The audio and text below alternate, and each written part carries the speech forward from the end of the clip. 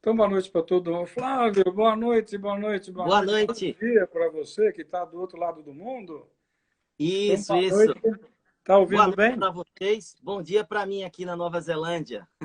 Então vamos lá. Deixa eu só fazer a abertura oficial aqui.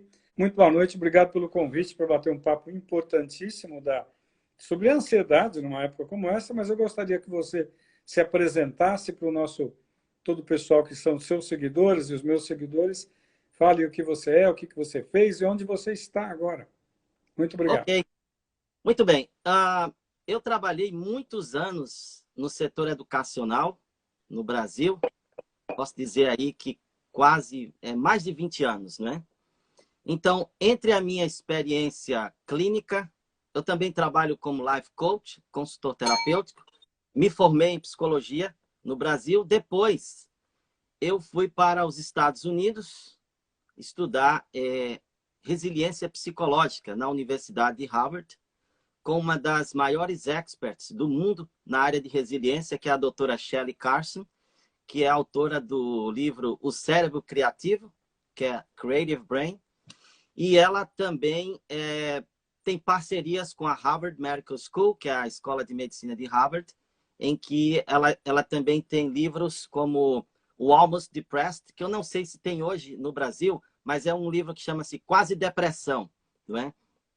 Vamos dizer que é algo aí, acho que muitas vezes se chama de depressão subclínica, alguma coisa assim, que muitas vezes as pessoas vivem com isso a vida inteira e não têm ideia, porque os critérios, né, eles não se encaixam na depressão em si, mas tem vários sintomas. E depois disso eu fui estudar no Instituto Beck. Eu tive a oportunidade de estudar com Aaron Beck, Judith Beck, ele que é o criador da terapia cognitiva, um dos grandes cientistas no mundo hoje, e que uniu aí a terapia cognitiva com a terapia comportamental e tem sido uma bênção no mundo inteiro, porque tem ajudado bastante mesmo. A terapia cognitiva comportamental ela é muito expandida, é uma das que mais se sobressai hoje, né? E depois disso, eu vim aqui para Nova Zelândia. Fiz uma outra pós-graduação, nessa vez na área de business, mas são cursos um pouco diferentes. É como se fosse um MBA, mas ele é voltado muito para as culturas dos países, em que eu estudo não somente como psicólogo o comportamento do indivíduo, mas também agora o comportamento dos países, como que as culturas, né? Como que elas se diferem e também quais suas similaridades. Por isso eu faço muitas pesquisas e tenho muitos vídeos no meu canal, no YouTube, tenho aí também no Instagram e no Facebook, em que eu falo sobre os desafios emocionais no processo de imigração. Eu tenho entrevista com criança, com adolescentes, adultos, casais que migraram e tiveram muitos desafios emocionais. E, na verdade, doutor Carlos, o que aconteceu? O meu trabalho de mídia ele é muito recente. Na verdade, eu nem tinha Instagram até o que uns 7 meses atrás. Mas, por causa da pandemia, muitas pessoas começaram a me ligar, amigos e pessoas que foram indicando para que eu pudesse ajudar, que eles começaram a ter muita ansiedade nesse momento aí dos lockdowns, por causa da pandemia. E eu comecei a tratar muitas pessoas. Hoje eu tenho assim, eu lido com pessoas na Europa, eu atendo em espanhol, na Espanha ali, eu atendo nos Estados Unidos, tanto brasileiros como nativos também, que começaram a ter desafios por causa do coronavírus, por causa das consequências, vamos dizer assim, né? Veio o lockdown, isolamento social, perda de emprego, pessoas que perderam entes queridos. Então, eu lidei com pessoas que tiveram todos esses desafios aí, né? E como eu já tinha pesquisas nesse campo, isso aí me ajudou. Mas aí eu percebi que a demanda estava muito grande, eu comecei a fazer vídeos para poder contribuir aí com o nosso país. Então, meu trabalho é muito recente em relação à mídia, mas em relação à prática clínica, eu trabalho como life coach aqui na Nova Zelândia, moro aqui há 3 anos e meio, trabalho como consultor terapêutico e eu desenvolvo também trabalhos aí com autistas, espectro autista, com déficit de atenção, pessoas também que têm retardos. E em outro momento do dia, eu trabalho com superdotados. E atendo essas pessoas aí, os brasileiros e também de outras nações, inclusive aqui, Nova Zelândia. Então é isso. Mais ou menos Muito, muito legal. E, na realidade, é um momento difícil para todo mundo, né? Eu falei em fevereiro, antes de entrar o corona no Brasil, eu já estava falando que a gente iria entrar não em isolamento, não em quarentena, mas em hibernação. Porque Sim, essa correria, essa distribuição do vírus pelo mundo inteiro não ia ficar restrito a um mês, ia ficar restrito a 2 anos, no mínimo, né? sim. Então, eu comentei, nós vamos fazer 6 meses de hibernação, que passou. Estamos no segundo ciclo de hibernação de mais 6 meses. E eu usei o termo hibernação, dando o exemplo do urso polar, que fica 6 meses lá na caverna. E agora nós vamos entrar em janeiro pelo terceiro ciclo. E estamos começando com uma nova onda mundial, né? A Sim. epidemia está explodindo nos Estados Unidos, com quase 2.000 mortos por dia. Isso representa quase 2 pessoas por minuto morrendo nos Estados Unidos. No Brasil, a gente não tem uma estatística confiável. E na Europa, você vê, a França já está morrendo mais de 1.000 por dia, quer dizer, uma pessoa por minuto. E isso desestruturou família, desestruturou criança. Está todo mundo trancado na caverna, enjaulado numa jaula, que é a própria casa. E a gente sabe que animal enjaulado muda o comportamento. Então, o que você orienta nessa fase? Então, o que fazer? Como poder escapar um pouquinho dessa fase de estresse, ansiedade, depressão, pânico, que é um dominó, né, que vem uma coisa atrás da outra.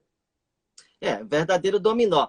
E assim, só pegando um gancho na sua fala, a gente percebe que, no caso desse vírus, existe aí uma democracia, né? Porque ele não está olhando se é um país pobre ou não. País pobre, país rico. Você vê que, talvez, na história, você pode até me ajudar também, que você tem bastante experiência aí. A gente sabe que, na história, eu não lembro de algo que eu tenha lido que tenha afetado tanto os países ricos como a gente vê agora. Principalmente aí grandes potências, né? Você tem Inglaterra, Estados Unidos, França, Itália, altamente afetados. Aqui na Nova Zelândia, pelo menos, nós não fomos tão afetados, não. Teve até um certo controle, até porque ela fechou, a primeira-ministra fechou as fronteiras aqui, praticamente quando foi anunciado ali para o meados de março. Então, não teve muita gente entrando, e por isso não trouxe muito, não afetou tanto, não teve tantas mortes. Mas assim, partindo para a sua pergunta, esse é um momento seguinte, as pessoas têm a tendência de fazer um cenário muito negativo quando acontece uma crise, não é? Albert Einstein costumava dizer, quando a gente vence a crise, quando vencemos a crise, vencemos a nós mesmos. Então, a primeira coisa que a gente tem que fazer numa crise é pensar o seguinte, o que dessa crise eu posso controlar e o que eu não posso controlar? Porque muitas vezes as pessoas ficam horas e horas com pensamentos ruminantes, pensamentos altamente negativos, concentrados em coisas que eles não podem controlar. Por exemplo, eu não sei, nem posso controlar quando que a vacina vai chegar. Agora, imagine se eu paro aqui e eu começo a ficar, essa vacina vem, essa vacina não vem, eu vou começar a pirar. Minha mente, eu não tenho acesso, até informação, por não ser da área. E também muitas pessoas ficam assistindo muita coisa na televisão. É outro detalhe. E o que acontece? A mídia informa aquilo que vai trazer audiência. E desgraça, em cima de desgraça, vai trazendo audiência. E a pessoa fica viciado, aí vai assistindo. Doutor Carlos, há várias pesquisas que mostram que você ficar horas e horas vendo desgraça na TV, violência, tudo isso, afeta a mente. Vai afetar o seu psicológico. E outra coisa que você acaba ficando... o seu sistema límbico, que é o cérebro emocional, ele acaba ficando altamente afetado e você não raciocina mais. Você só recebe a informação de uma forma muito passiva e você aceita aquilo como verdade, não filtra mais, não é? E assim, cada canal ele vai dizer aquilo que ele acha que é melhor para poder trazer audiência, porque sem audiência eles não vivem, não é? Então, Na realidade, eu sempre dou um exemplo que você deixaria eu entrar na tua sala com um balde de lixo e jogar em cima do sofá? Ou pegar um perfeito. balde de lixo e ir no teu quarto e jogar em cima da tua cama? Ninguém gostaria que fizesse isso. Mas quando você liga a televisão, mesmo hoje com os canais abertos e pagos, você tem lá 300, 400 canais que 99% te jogam um balde de lixo inútil dentro da tua cabeça, da cabeça dos teus filhos, e tudo isso fica lá ruminando, como você falou, e isso vai piorar a tua ansiedade, teu estresse e teu nervoso. E a maioria das informações são irreais, são falta de honestidade. A maioria das informações que a gente recebe na TV são pagas, ou pagas pelo político, ou paga pelo laboratório, ou paga por alguém. Então não vem uma informação honesta. Né? Eu critico muito a medicina, que retrocedeu 300 anos, voltou para o Louis Pasteur. Para quem não lembra do Louis Pasteur, foi o cientista que Sim. descobriu o germe, o micróbio, 300 anos atrás. Quer dizer, quando começou uma doença que ninguém conhecia o vírus, mas que sabia que o vírus pega tudo, né? Mexe com a cabeça, mexe com o cérebro, mexe com o nervo, com a vista, com o pulmão, com o rim, com o coração, com o sangue, qual foi a conduta que a medicina ruim, a medicina fraca, a falsa medicina falou na televisão? Fica em casa, cruza o braço, toma Novalgina, Tilenol e quando ficar morrendo vai para o hospital. Para morrer. Quer dizer, foi um retrocesso. Isso era a conduta que se fazia há 300 anos atrás. Você está gripado, você está doente, fica em casa e chama a benzedeira. E não é isso. A gente tem como tratar em casa, a gente tem como prevenir a piora da doença, a gente tem como prevenir a agressividade da doença. Mas a cabeça de muita gente está pirando por causa da mídia, da televisão, da internet, do grupo de WhatsApp inútil, e isso está aumentando cada vez mais a ansiedade. As pessoas ligam para o médico, vão no médico e falam, eu quero um remédio. E eu sempre falo, cara, o remédio não vai resolver a tua cabeça. Você tem que parar de jogar lixo na cabeça. Reorganizar a estrutura da tua cabeça e da tua família. Como é que você me orienta Exatamente. para eu tentar... vamos imaginar eu como um cliente vivendo enjaulado, enclausurado com a minha família, e quando eu saio, eu tenho que sair apavorado, porque cadê o bicho, né? E como é que a gente pode tomar uma atitude sem droga, né? Para melhorar o equilíbrio emocional? Então, aí tem uma área que você é muito bom também. Eu cheguei a ver parte do seu livro aí também, vi algumas lives. Exatamente a questão. Exercício, por exemplo. A gente sabe que, apesar da informação na internet, nos jornais e tudo mais, é interessante. Informações que são positivas e que podem levar você a uma melhora são menos vistas e menos dada atenção. Uma coisa que é falada há muito tempo, a questão do alimento. O que você come. Realmente, o seu livro tem tudo a ver. Você é o que você come. Porque as pessoas, talvez, muita gente não entende que o tipo de alimentação que você tem, ela pode afetar também a sua questão de estresse, a questões de sinais físicos aí, como a gente sabe que a ansiedade, as pessoas podem ter palpitação, falta de ar, e eu até chamo a atenção que muita gente que eu atendi, elas estavam pensando que estavam com coronavírus, porque exatamente a ansiedade, ela faz a pessoa ter essa asfixia, taquicardia. Outros foram para exame de coração e, na verdade, era ansiedade, não é? Boca seca, mãos frias. E sem falar aí nesses pensamentos negativos de que tudo vai dar errado, que o mundo está horrível. E aí a pessoa entra numa situação terrível. Mas assim, ó, exercícios. A pessoa se fazer exercícios regulares. Tem alguns que começam e aí para. Você precisa se esticar um pouco, não é? Pode ouvir música, músicas que possam ser, músicas que possam impulsionar você. Você faz ginástica. Então, há muita coisa que você pode fazer em termos físicos e também em termos mentais.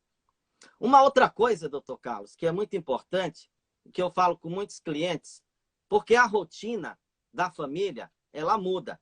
Olha só, as pessoas estão acostumadas, por exemplo, a gente ouviu aí muitas pessoas dizer sobre divórcios durante a pandemia. As pessoas estão acostumadas a não ter os cônjuges ali em casa, os filhos estão estudando, e aí, de repente, todo mundo vem para casa. eles não estão acostumados a ter todo mundo o tempo todo dentro de casa. Aí tem que fazer uma readaptação. Eu daria uma sugestão, por exemplo, para quem tem filhos. Divide a casa em 4 espaços. O espaço adulto, espaço criança, espaço do barulho, não é? E aquele espaço que é para alimentar. Porque assim, as crianças precisam ter um espaço que pode ser feito barulho. Mas também os adultos precisam ter um espaço que é o espaço do adulto. E outro espaço onde a criança entende que é para brincar quietinho. É algo que não pode fazer barulho. Porque a criança vai precisar fazer barulho, né? E aí, se você divide a casa em espaços... E outra coisa, refazer a rotina. Porque uma vez que você refaz a rotina... Porque o que eu estava acostumado? Levantar, né, tomar banho, de jejum e ir para a escola. O marido ia para o trabalho. Só que agora todo mundo acorda, está todo mundo ali o dia todo. E agora? Aí um olha para a cara do outro, o que fazer? E aí começa também a perceber as irritações, né? Minha nossa, ele está fazendo isso, ele está fazendo aquilo, está me atrapalhando. Então, exercícios, observar a alimentação, dividir o espaço da casa entre espaço para atividades mais calmas, espaço para barulho, espaço criança e espaço adulto. Isso é muito importante. E refazer a rotina para que vocês possam se readaptar. Outra coisa muito importante nesse momento é isolamento social. É uma palavra que eu não gosto, pessoalmente, porque para mim é isolamento físico, não social. Socialmente, nós precisamos continuar conectados. E a gente está falando sobre como controlar a tua ansiedade, a ansiedade da tua família, nesse momento de estar enclausurado, de estar numa jaula, de estar na tua casa, de não poder sair nem para trabalhar, ou quem sai para trabalhar volta com medo porque voltou contaminado. E tudo isso, ele está aqui dando dicas que você não deveria deixar de escrever. Então, pega o papelzinho, caderninho, caneta. Nós vamos depois pegar essa live e vamos postar integralmente lá no YouTube, com o vídeo e com a imagem do Dr. Flávio. Então, preparem-se que depois a gente salva. Eu vou jogar no YouTube que aparece uma imagem melhor e você pode assistir na televisão. Quem tem uma televisão um pouco mais moderninha, isso é bom para a família toda, porque é uma aula de controle da tua ansiedade. Ah, você não está ansioso? Alguém está. A família está. O mundo está. Então, desculpe, doutor Flávio, pode continuar. E como as pessoas devem organizar a agenda do dia a dia, né? Porque eu sempre falei, desde fevereiro eu falei, olha, nós vamos entrar em hibernação. Então tem que acordar no mesmo horário que acordava, pode ser um pouquinho mais tarde, tomar banho, botar a roupa da escola e ir para a mesa fazer lição de casa. De hora em hora tem que ter uma atividade regular do pai, da mãe, do vô, da avó, da criança. Bota isso na geladeira, agenda do dia. E dentro da agenda do dia, as aulas que ele está perdendo, mesmo que seja repetir a aula do ano passado. E quem trabalhava e não está trabalhando, vai fazer um curso de inglês, espanhol, datilografia com 10 dedos, cursos pela internet naquele horário que o teu filho está estudando português, por exemplo. E ter um horário de atividade física em casa com a família. Ah, agora já pode andar na rua com máscara longe de todo mundo? Vamos fazer isso. As pessoas não estão fazendo. Passado 11 meses no Brasil e no mundo, ninguém está fazendo nada disso. Está em casa fazendo bolo. É exatamente isso. Você tem que começar a fazer essas atividades de uma forma segura, né?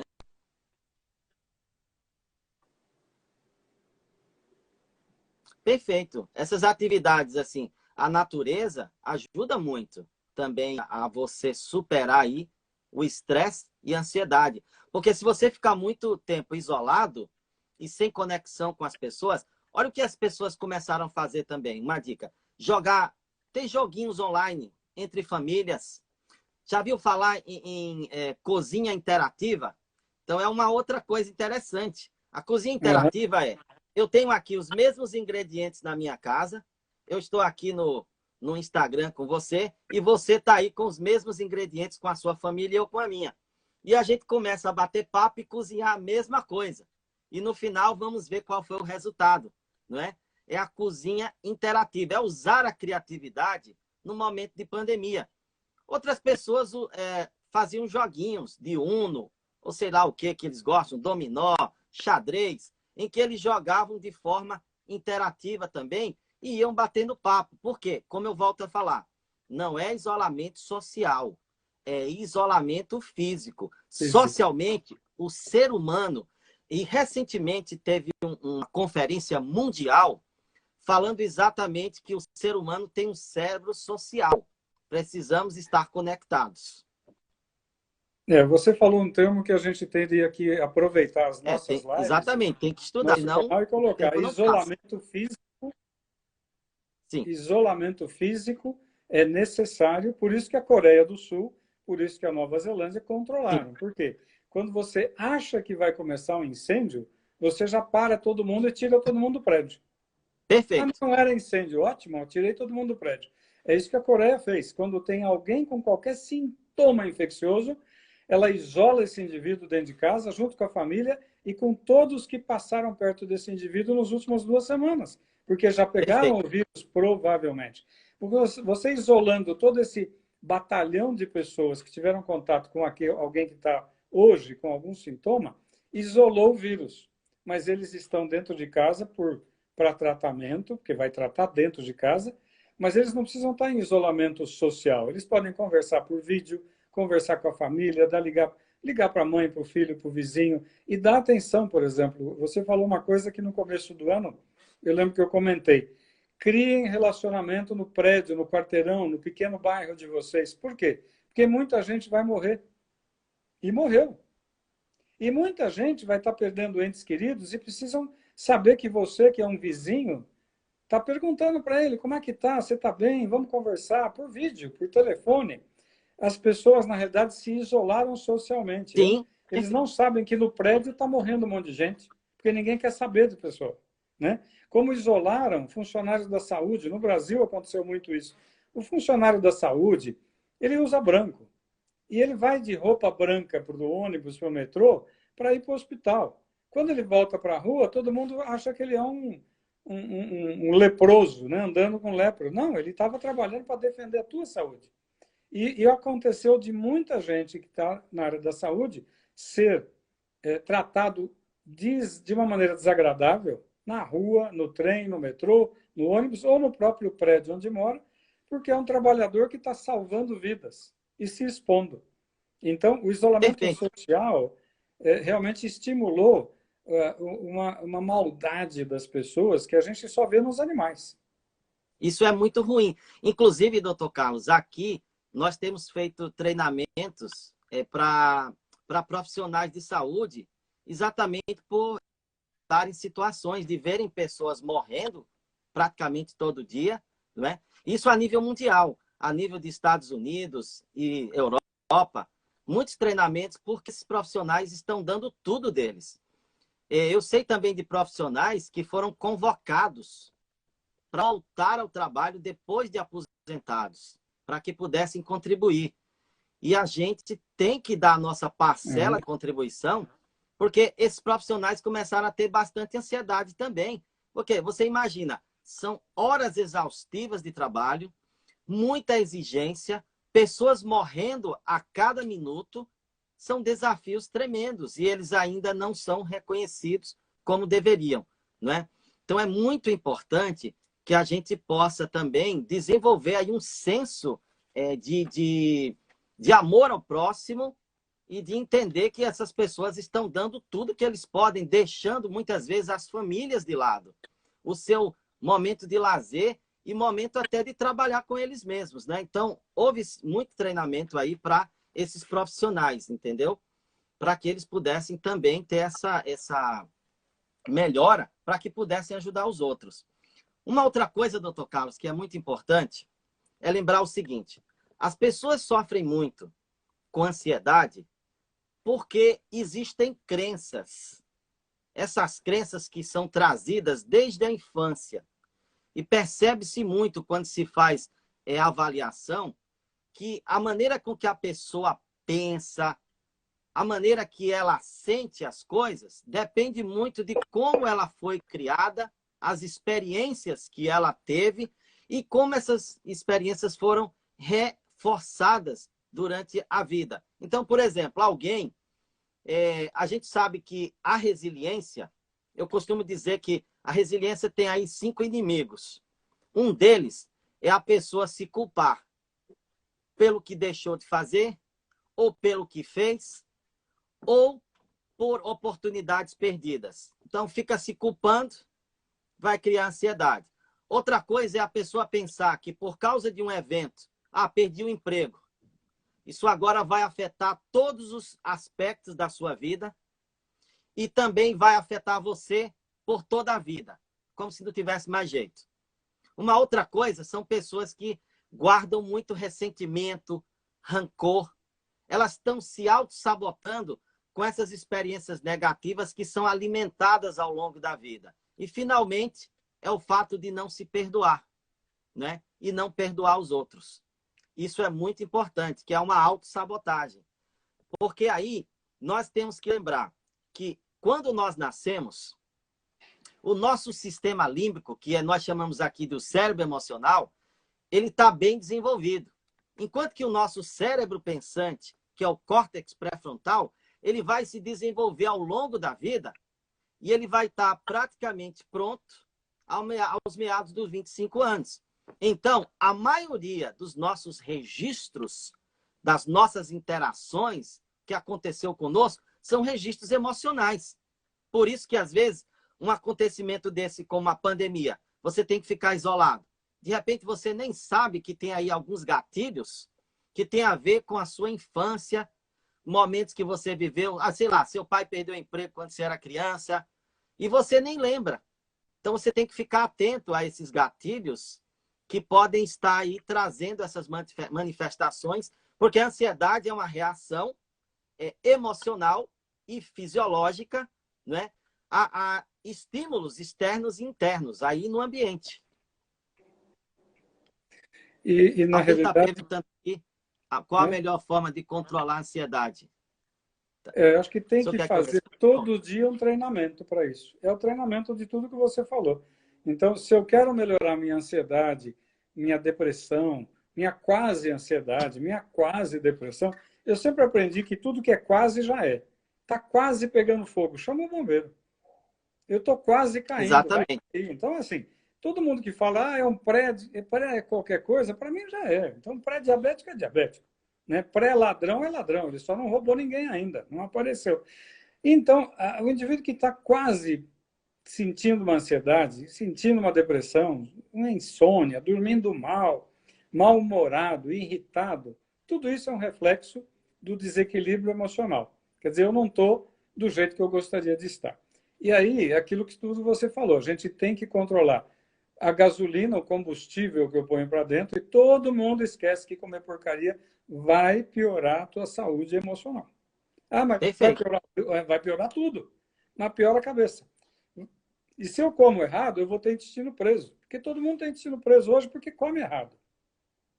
Porque o bebê, quando nasce, não tem intestino preso. Ele mama e faz cocô.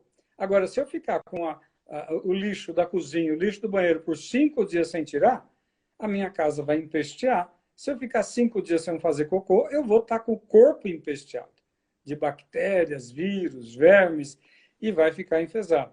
Então, a saúde, a boca é uma coisa. A segunda coisa é tratar o que tem. Muita gente parou de tratar as doenças que sabe que tem. Porque eu não vou no médico, então parou de tomar o remédio que era contínuo.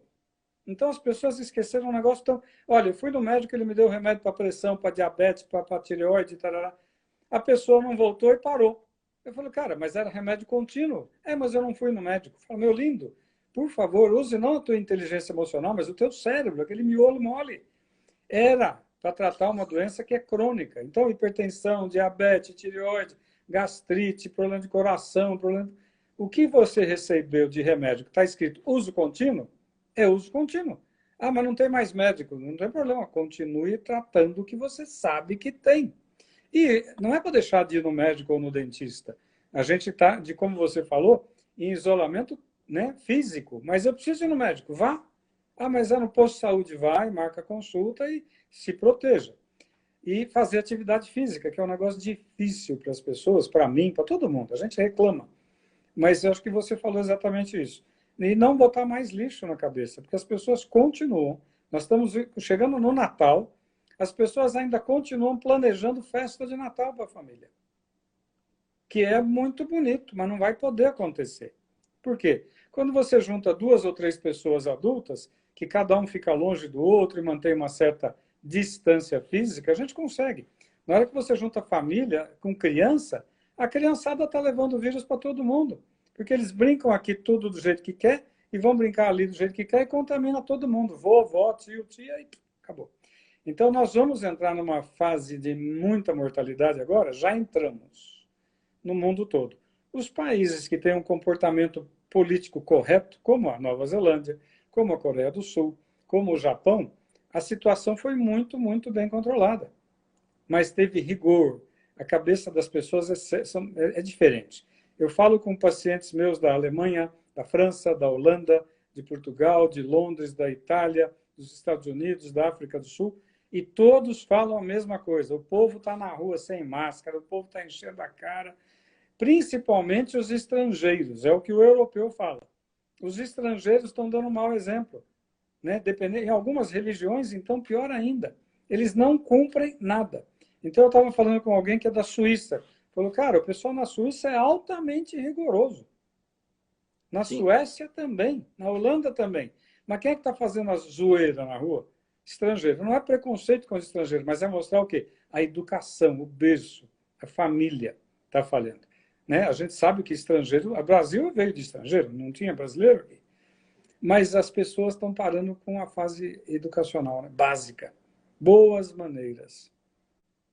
Remoendo o passado é que nem ficar ruminando. Né? Não é um negócio humano, é um negócio de animal. Animal Então, rumina, a gente não. Eu gosto de citar muito uma obra de Shakespeare, que é Otelo, Moro de Veneza, em que tem um momento lá que alguém está reclamando porque a filha se casou e que ela já estava casada, mas não tinha o consentimento do pai. Só que ele continuava remoendo. Então, o Doge de Veneza, que era um líder militar, estava falando com o pai dessa jovem e ele disse o seguinte, na obra de Shakespeare: lamentar uma dor passada no presente é criar uma outra dor e sofrer novamente. E eu costumo dizer o seguinte: lamentar uma dor futura, que ainda nem aconteceu, que possivelmente talvez nem aconteça, e ficar ruminando isso, é criar uma cova, se enterrar e aguardar a anfitriã, que é a ansiedade sem piedade por ele no futuro. Então, as pessoas precisam focar no presente, saborear o momento, edificar o presente e construir o futuro. Porque o passado ele não volta. Não fique... Eu costumo dizer o seguinte: vale a pena olhar para o passado se tiver algo lá que possa iluminar o seu presente e impulsionar você para o futuro. Caso contrário, siga adiante e o passado não vai te alcançar. Essa é uma. A outra coisa é, presta bem atenção em relação aos pensamentos. Se a sua preocupação está te levando a alguma ação produtiva, faça essa avaliação. Então, ela é bem-vinda. Abra a porta e convide a sua preocupação para entrar, porque ela está te levando a uma ação produtiva. Mas se a sua preocupação está te levando ao tormento, fecha a porta, amigo, e diz tchau para ela. Porque pensamentos que não são produtivos e que são disfuncionais, botar o seu emocional. Porque se o cérebro emocional estiver controlando, como é que o cérebro emocional controla a pessoa? Como é que você vai saber que você está agindo pelo cérebro emocional? É simples. Você age por rompante. Você não para, você reage quando as pessoas estão falando. É aquela história do bateu, levou. Você não para raciocinar o que está acontecendo e você observe que tipos de pensamentos que você está tendo. São catastróficos? Você está generalizando tudo? Uma coisa que acontece. Digamos que você perdeu o emprego. Agora você vai dizer, agora eu vou perder a esposa, vou perder a vida, minha vida não tem sentido. Você está dizendo que um evento que aconteceu está afetando todos os outros aspectos. Então, agora você não estuda, você não come, você não faz mais nada. Então, se você perceber esse tipo de coisa, você vai saber que você está agindo pelo cérebro emocional. e não usando o cérebro pensante, que o cérebro pensante é o que vai controlar pensamentos, é onde estão as funções executivas e é onde vai ajudar você a resolver os problemas. Entendeu? Entendi. No fundo, as pessoas têm que aprender a controlar o computador de bordo, nosso computador, nosso cérebro. E as pessoas, para controlar o computador de bordo, têm que ter uma boa estabilidade do combustível que vai para o cérebro. Um computador precisa de uma rede elétrica estável. Por isso que a gente põe um estabilizador de voltagem para o computador. O nosso cérebro precisa de nutriente, de aminoácido, de proteína, de vitaminas, de sais minerais e de oxigênio. Ou seja, eu tenho que ter uma saúde extremamente equilibrada para que o cérebro receba tudo que ele precisa trabalhar. Mas aí vem o teu lado. O lado médico foi te ajudar a ter um corpo bom. Mas aí entra o teu lado, que é o controle disso, que é não deixar jogar lixo demais para dentro e você, como você acabou de falar, não adianta ficar ruminando coisas do passado que só vão te trazer dor de estômago no presente e ficar ruminando coisas do futuro, acho que eu vou morrer, acho que eu vou pegar, acho que eu vou ficar doente, porque vai te trazer problema para o presente. E a gente não resolve nada, isso é verdade. Mas essas dicas são fundamentais. As pessoas parece que precisariam ter tido isso que a gente está falando hoje, resumido numa página, pregado na porta da geladeira, pregado no espelho do banheiro, desde janeiro, para se preparar para essa guerra mundial. E as pessoas não se prepararam, e a nossa mídia e quem fala na televisão, inclusive da área da saúde, parece que eles não falam o que precisa falar. Eles ficam enrolando ou dando informações que só aumentam a preocupação, aumentam a ansiedade. Eu quero a vacina para hoje. Qual vacina? Qual vacina? Nenhuma, cara. Enquanto não tiver nenhuma, esqueça da vacina.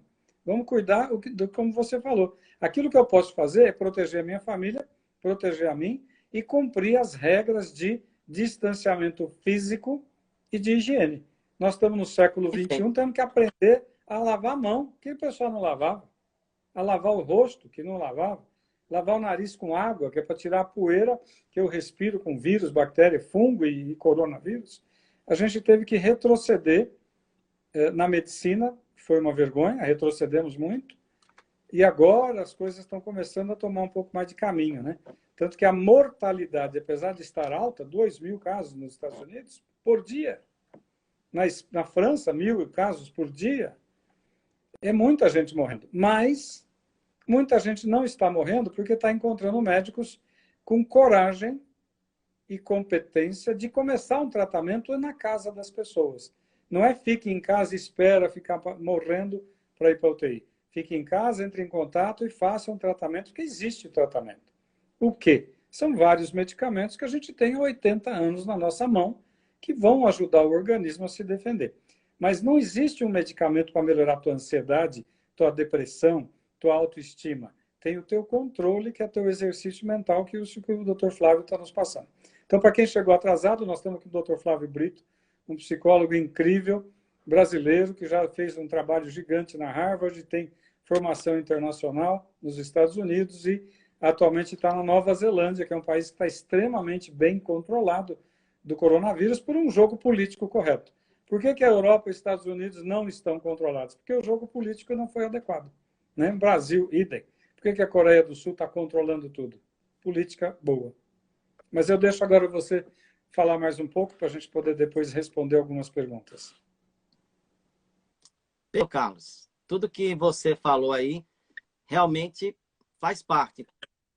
Tudo que você falou aí, eu concordo e digo mais. Se as pessoas derem atenção a isso que nós estamos discutindo aqui, um psicólogo e um médico, essas duas visões juntas aí, nós estamos falando da mente, do físico, das emoções, do corpo. Então, aqui é um conjunto. Pessoas que sofrem por antecipação, elas ensaiam tantas graças para o futuro nos palcos da mente, que quando elas chegam no amanhã, elas já chegam como soldados abatidos, afligidos e com transtornos de ansiedade. Mas aí o que essas pessoas devem fazer? Uma das coisas é começar a questionar as suas crenças limitantes. Crenças limitantes. Crenças enraizadas que você tem sobre você mesmo, que gera baixa autoestima. Você tem que questionar a validade desses pensamentos que você traz da infância. Porque como criança, você enxerga as coisas e faz uma leitura como criança. Só que aí você cresce, se torna um adulto e continua aceitando a mesma leitura de uma criança. Então, questione a validade desses pensamentos que tem hoje. Se eles são válidos, se esse pensamento que você tem de criança é válido. E outra coisa é, assuma o controle da sua vida no presente. Não tente controlar a sua vida no passado que já passou e controlar um futuro que não chegou. Porque aí é onde você vai perceber que você está agindo de forma irracional. Porque se eu quero que o meu passado tenha sucesso, eu preciso fazer diferente no presente. Porque se eu fizer igual eu fiz no passado, vou ter o mesmo resultado ou pior. Se eu quero ter sucesso no futuro, eu não posso deixar que esse presente ele seja sabotado e quando chegar o futuro, esse presente vai ser passado e não teve uma experiência boa. E o que eu vou ter de boa experiência no futuro? Vai criar um ciclo vicioso em que você vai...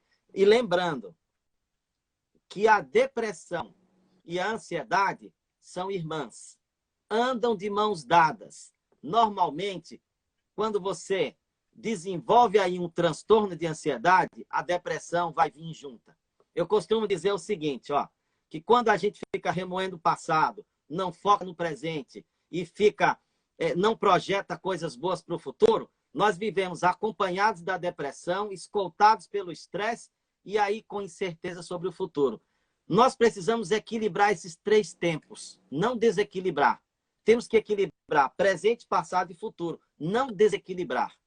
E é isso que acontece com muitas pessoas também, em momentos como esse. A outra coisa é, escreva num papel, por exemplo, que ações você pode ter que você controla.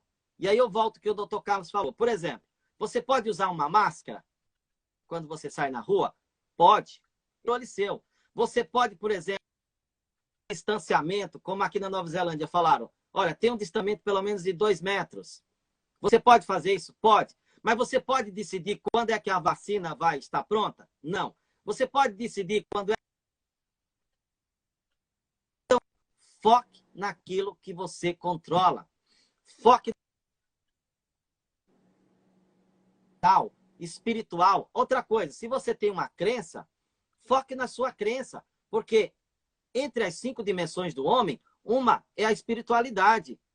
Use a sua crença para o seu benefício, não é? Você precisa estar bem emocional, físico e precisa também estar bem aí em termos de alimentação e precisa entender que não pode sabotar a sua emoção, porque na ansiedade o sistema ele entra numa guerra de luta e fuga, que no inglês a gente chama de fight or flight response, que é uma resposta de luta ou fuga. Então, fica aquela luta. Eu luto ou eu fujo? O que eu faço? Então, cuide de si mesmo e presente. Foque no que você tem controle e faça bem com aquilo que você tem nas suas mãos. Uma outra coisa muito importante que a gente pode fazer é a respiração, né? Tem exercícios de respiração muito simples, como, por exemplo, você inspirar por 5 segundos e depois soltar lentamente.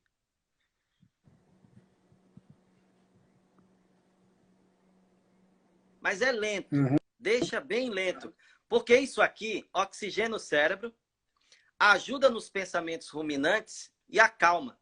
Mas sabe, doutor, muitas vezes as pessoas não fazem por achar simples. Mas várias pesquisas nos Estados Unidos, Europa, aqui, têm demonstrado, e eu mesmo pratico isso, porque assim, nós temos um dia puxado, você tem um dia puxado. E às vezes, não pense que psicólogo ou médico não tem o estresse também. Isso faz parte da vida, é uma questão química também. Então eu dou aquela parada e eu dou aquela respirada assim, durante 2 minutos mais ou menos, eu puxo. Depois solto. Isso aqui tem um efeito. Faz um teste aí, pessoal, para você ver se a ansiedade não vai melhorar. Principalmente porque se você tem ansiedade, você vai ter aquele problema de respiração, taquicardia. Então, fazer esse exercício de respiração vai te ajudar também, né? Uma outra coisa muito importante é você lembrar o seguinte: quando nós estamos nesse sistema de luta e fuga, nós estamos ali sendo dominados pelo cérebro emocional. Se você parar e começar a escrever, por exemplo, eu conheci uma pessoa que ela saía na rua e ela ficava apavorada. E ela não sabia por quê. Numa determinada sessão de terapia, eu comecei a perguntar para ela: me fala aí o que aconteceu nesse dia. E ela falava o que ela viu, o que aconteceu. E aí, num certo momento, ela relatou: eu vi um senhor. E eu disse: e você sentiu alguma coisa? Eu me senti mal, não sei por quê. Você conhece a pessoa? Não. Como é que essa pessoa era? Ele tinha uma barba. Foi o aspecto mais forte que ela pegou. E depois de uma longa conversa, eu fui percebendo outros momentos. O que aconteceu? E aí trazia também essa imagem de outra pessoa barbada. Quando foi no futuro, ela começou, ela teve um insight de conversar com a irmã. E ao conversar com a irmã disse para ela: você lembra que aconteceu algo conosco, que um indivíduo correu atrás de nós e tentou nos atacar quando éramos criança? E aí ela teve um insight de que quando ela saía, ela tinha medo de sair, então ficava com aquele pânico, porque aquela emoção do passado que ela não lembrava mais, mas nossas emoções trazem mensagens. Então a dica que eu dou para você é: quando você tiver esses ataques de ansiedade ou pânico, escreva onde você estava, com quem você estava, o que tinha no ambiente, o que você comeu. Eu conheço pessoas, doutor Carlos, que eliciavam emoções por certos alimentos que eles comiam. Por quê? No passado, em algum momento aconteceu algo e a família costumava comer aquele alimento. E houve essa associação de criança. Então, há muitas coisas que acontecem conosco hoje. Então, se você parar e escrever, o que você vai fazer? Você vai começar a tirar aquele sentimento do sistema límbico e vai passar para o cérebro, para o córtex pré-frontal, onde ele vai começar a raciocinar, buscar os gatilhos. No momento que você encontra esses gatilhos, você começa a reduzir esse estresse e essa ansiedade. Mas é lógico, se são coisas muito fortes, aqui são algumas dicas para melhorar. Mas, com certeza, você vai precisar aí de um profissional se for algo que estiver impedindo muito a sua situação. Mas o que eu estou falando já melhorou a vida de muita gente. Com certeza. E assim, só uma coisa. Se você me seguir no Instagram, ver os vídeos que eu tenho lá, é @FlávioRRBrito. E no Facebook é Flávio Brito. Eu tenho muitos vídeos lá sobre ansiedade, depressão, sobre os desafios emocionais do processo de imigração. Exatamente isso aí, tá? Eu queria, então você pode se despedir, tem mais alguns segundinhos. Obrigado e pode fazer a tua finalização. Estar com você, muito obrigado pelo seu convite e um abraço para a Raquel, que intermediou a esse nosso encontro, e um grande abraço da Nova Zelândia e parabéns pelo seu trabalho, doutor Carlos. Parabéns para você também, Flávio. Muito obrigado. Foi maravilhosa a tua participação hoje aqui. Grande boa noite para todo mundo. Exercício respiratório para todo mundo fazer agora. Boa noite, boa noite. Tudo de bom. Beijo, tchau. Tchau, tchau.